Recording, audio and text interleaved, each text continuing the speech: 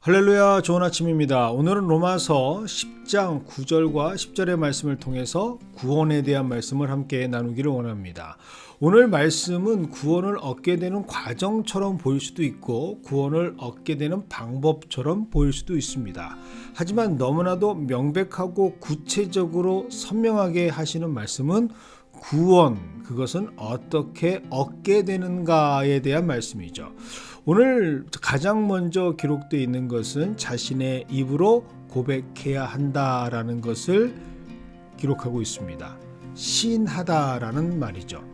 본문을 헬라어 원어로 주의 깊게 살펴보게 되면 시인하다라고 하는 이 단어는 헬라어 원어 호몰로게오라고 하는 단어를 사용합니다. 이는 함께 그리고 동시에라는 뜻을 가지고 있는 호무라는 단어와 말씀 또는 말함이라고 하는 단어, 우리가 잘 아는 헬라어 로고스가 합성되어져 있는 단어라는 것을 발견하게 됩니다. 즉 동시에 말하는, 함께 전하는 이라는 뜻을 가지고 있습니다. 뭘 동시에 함께 전한다라고 말하는 것일까? 그것은 지금 자신이 입술로 하는 그 고백의 행위가 단순한 소리의 전달이 아니라, 즉 입술로만 전달하는 진술이 아니라 자신의 입을 통해 나오는 모든 고백들이, 그 내용들이 다름 아닌 자신 스스로를 함께 대변한다라는 말입니다. 즉 소리와 내용 모두가 다 공식적인 선포로 자신의 입을 통해서 고백되어지는 모든 것이 자신의 서원, 자신의 선서의 뜻을 가지고 있다라는 의미죠. 다시 말해서 누가 입으로 시인했다라고 한다면 그것은 자신의 뇌의 생각, 마음의 중심을 거친 이성과 감성은 물론 자신의 모든 행동을 포함한 공식적 최종 행위라는 것을 뜻합니다. 그리고 그런 의미에서 다름 아닌 오늘 말씀에는 예수님을 주라고, 주인이라고 시인하고 있습니다. 오늘 본문에서 기록하고 있는 이 주에 해당되는 헬라어 원어 퀴리오스는 당시 헬라 문화권에서는 종이 주인을 호칭할 때 사용하던 단어죠. 왜 이것이 중요한가?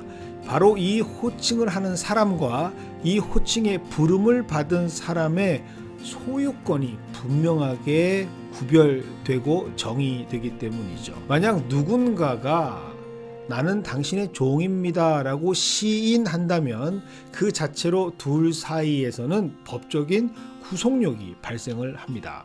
즉 명백한 소유권의 이전이 발생하게 되는 것이죠. 신으로부터 부여받게 된 인간의 존엄성은 물론 자신에게 주어진 모든 소유권은 주인이라 불림을 당한 그 자에게 이전됩니다. 이 고백에는 고백한 자의 생존권 역시 포함이 되죠. 즉 예수님은 나의 주인이라 라고 고백하게 될 때 그 고백에는 고백하는 자의 생사의 결정권까지도 예수님께 기꺼이 드립니다 라는 것을 의미하고 포함합니다. 이때 그 결과로 죄로 죽을 수밖에 없었던 인간은 영원한 천국의 시민권, 즉 죄의 사슬이 끊기고 영원히 하나님과 함께하는 천국의 시민권을 받을 수 있는 자격이 주어지는 것이죠. 그리고 그것이 바로 하나님께서 우리에게 허락하시고 원하고 계시는 모습이다라고 성경은 기록하고 있습니다. 예수님을 주로 시인한다라는 고백은 또한 그 주인을 다름 아닌 유일하신 단일신 하나님으로 믿겠다라고 하는 고백을 포함합니다. 이 고백 역시 중요하죠. 그것은 다름 아닌 예수님을 하나님으로 고백하는 것이기 때문입니다. 앞에서 설명한 것 같이 주라고 말하는 이 단어 퀴리오스는 주인과 동시에 신을 호칭할 때도 쓰였던 단어입니다. 즉 주인과 신을 동급으로 인정한다라는 아주 독특한 의미가 내포되어져 있는 단어죠.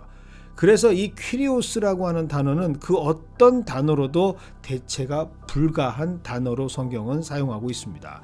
즉 나의 모든 권리를 가지신 예수님이 동시에 나의 주인이고 유일하신 나의 하나님 되신다라고 하는 고백입니다.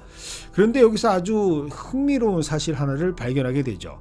당시 헬라 시대에는 적지 않은 사람들이 예수님은 하나님이라고 하는 사실을 믿지 않았다라는 것이죠. 그들은 하나님이라고 예수님을 인정하지 않았습니다. 하나님은 믿는데 예수님은 하나님까지는 아니고 하나님보다 좀 부족한 인간계의 한 존재, 마치 선지자 또는 선생이라고 격하시킵니다. 절대로 인정할 수 없었던 것이죠. 신이 어떻게 인간이 될 수 있고 인간이 어떻게 신이 될 수 있는가? 말이 안 된다라고 그들은 여겼습니다. 이런 자들에게 예수님은 주인이고 동시에 살아계신 하나님의 아들, 죽음에서 부활하신 하나님이다라고 고백하게 만드는 그 예수님은 주인입니다. 예수님은 주이십니다. 라고 하는 것은 불편을 넘어서 인정할 수 없는 시인이자 고백이었을 겁니다. 하지만 이와 같은 그들의 거부는 동전의 양면처럼 그들이 참된 성도, 구원을 받은 성도가 아니라는 것을 오히려 증거하는 것이죠. 예수님을 주인이라 고백하게 하는 분이 하나님이시라면 자동적으로 예수님을 하나님이라고 고백할 수밖에 없기 때문이죠. 그래서 이 고백은 너무나도 중요한 기능을 포함합니다. 즉 시인하는 자의 그 고백 자체가 진실성 여부를 판단할 수 있게 만든다라는 것이죠. 예수님을 구주라고 고백은 하지만 예수님을 하나님이라고 고백하지 못하는 자들은 아직까지 하나님의 역사를 거부하는 영접하지 못한 사람들이다라고 하는 것을 명명백백하게 증거하는 것입니다. 요한복음 1장 12절은 분명히 이렇게 선포하고 있습니다. 영접하는 자, 곧 그 이름을 믿는 자들에게는 하나님의 자녀가 되는 권세를 주셨다라고 말이죠. 아직 자녀가 되지 못했으니 이 고백을 하지 못하는 것이고 그 고백을 하지 못하고 있으니 구원을 얻을 수 없게 된 것이죠. 즉 예수님을 퀴리오스라고 고백하지 못하는 자들은, 주인이라고 고백하지 못하는 자들은, 주 하나님이라고 고백하지 못하는 자들은 스스로 자신이 진짜가 아닌 가짜임을 자인하게 되는 것입니다. 10절입니다. 사람이 마음으로 믿어 의에 이르고 입으로 시인하여 구원에 이르느니라. 10절에서도 9절처럼 입으로 시인하는 것과 마음으로 믿는 것을 반드시 필요한 구원의 조건으로 제시하고 있습니다. 그런데 순서가 9절과 좀 다릅니다. 분명히 9절에는 입으로 시인하여 마음에 믿으면이라고 고백하고 있는데 10절에는 마음으로 믿어 의에 이르고 입으로 시인하여 구원을 얻는다라고 기록하고 있습니다. 9절을 보면 입으로 시인하는 것이 먼저인 것 같은데 10절을 보면 마음으로 믿는 것이 먼저인 것 같습니다. 무엇이 먼저일까? 여기에는 분명한 의도가 있습니다. 이것은 두 행위가 동일하다라는 것을 의미하는 것이죠. 입으로 시인하는 것과 마음으로 믿는 것이 같다라는 사실입니다. 마음으로는 믿지만 입으로 시인하지 않는다면 참된 믿음이라 할 수 없겠죠. 동시에 입으로 시인하는 것은 우리가 마음으로 믿는 것이 확실한 믿음이라는 것을 증명하는 것이죠.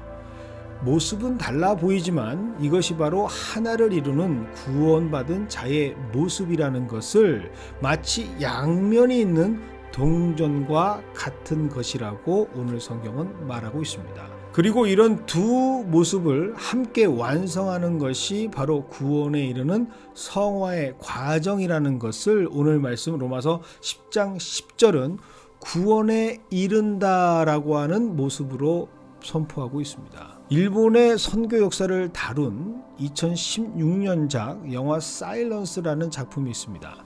이때 그 영화의 한 장면이 저는 너무나도 선명하게 지금껏 기억됩니다. 당시 일본의 기독교의 믿음을 가진 자들을 회유하는 장면이 등장을 하게 되는데요. 이때 핍박자들은 성도들에게 십자가에 달리신 예수님의 그림을 땅에 놓고 그것을 밟고 지나갈 것을 요구합니다. 그것을 그냥 단순한 행동일 뿐 예수님을 향한 믿음을 배신하는 배교의 행위는 아니다. 그러니 한번 밟고 편하게 감옥에서 나가라라고 그들을 설득합니다. 그런데 참 이상하죠. 그것이 사실이라면 왜 굳이 그것을 그들에게 강요했던 것일까? 현장의 성도들은 이것이 무엇을 뜻하는지 이미 알고 있습니다. 구원을 받은 성도라면 입술의 고백과 행동이 다를 수 없다라는 것을 잘 알고 있습니다. 그 마음에 가지고 있는 믿음이 어찌 행함이 입술의 고백과 다를 수 있겠습니까? 이때 구원을 이룬 성도와 아직 구원을 이루지 못한 성도가 확연하게 구분이 됩니다. 이 구원에 이른 성도들은 아무리 그들이 핍박자들이 가문이설로 유혹한다 하더라도 이미 예수님을 주님이라 유일하신 하나님이라 고백하면서 구원을 이루었기 때문에 지금 그들에게 놓여 있는 그 위기 그리고 자신이 가지고 있는 이러한 위협들이 중요하지 않습니다. 이미 구원을 이룬 자들에게 죽음은 두려운 대상이 아니기 때문이죠. 오늘 말씀 9절에 분명히 기록된 것처럼 죽은 자 가운데서 살아나신 예수님을 믿는 믿음과 그 믿음을 증거하는 고백으로 가득 차 있었던 진짜 참 성도들은 목숨보다 귀한 예수 그리스도를 절대로 배신할 수가 없습니다. 하지 않는 것이 아니라 할 수가 없는 불가능한 사람들, 구원을 이룬 사람들이기 때문이었죠. 하지만 이러한 구원을 이룬 사람들과는 달리 예수님의 그림을 밟고 지나가는 사람들이 생깁니다. 스스로 더 이상 나는 예수님을 믿지 않습니다 고백하고 살기 위해서 그림을 밟고 지나가는 사람들을 조명합니다. 그들은 어떤 사람들일까? 아직 구원에 이르지 못한 안타까운 사람들이죠. 구원에 이른다는 것, 즉 신앙의 삶은 바로 이와 같습니다. 예수님을 밟고 해방의 기쁨을 누린 사람들, 그 나름대로는 수많은 이유들이 있을 겁니다. 설명할 수 있는 여러 다양한 이유들이 반드시 있었을 겁니다. 그러나 그들이 피해갈 수 없는 단 한 가지의 사실은 그 어떤 그들의 수많은 여러 가지 다양한 이유라 할지라도 그들이 아직 구원에 이르지 못했다라는 사실을 부정할 수는 없다라는 것이죠. 어쩌면 이러한 모습이 바로 우리들의 모습이 아닐까라는 생각을 해봅니다. 결국 구원에 이르게 되는 힘은 우리의 노력과 행함이 아닙니다. 입으로 시인하고 마음으로 믿게 되는 이 모든 구원의 필수 조건은 하나님께서 은혜를 허락하실 때만이 우리가 가능한 일이라 고백할 수 있는 성화의 과정이기 때문이죠. 그 은혜로 점점 예수가 나의 주인이 되어 주시고 나의 하나님이 되어 주시는 삶으로 인도받으면서 내 안에서 예수님께서 좌정하셔서 완전하신 주인과 하나님으로 점점 더 크게 자리하실 때 그때 우리는 구원을 이루는 사람들이 될 수 있습니다. 그리고 그것이 바로 하나님께서 우리에게 말씀하시는 오늘 말씀을 주신 이유가 됩니다. 오늘 하루 어떻게 보내시겠습니까? 예수 그리스도를 나의 구주로 고백하고 그리고 그것이 내게 믿음으로 믿어져서 점점 더 예수님께서 나의 구주가 되시고 예수님께서 유일하신 하나님 되신다라는 사건을 고백하는 삶으로 구원을 이루는 삶으로 살아가는 저와 여러분이 되기를 주님의 이름으로 축원드립니다. 그것이 바로 하나님께서 우리에게 요청하시고 원하시는 모습이기 때문입니다.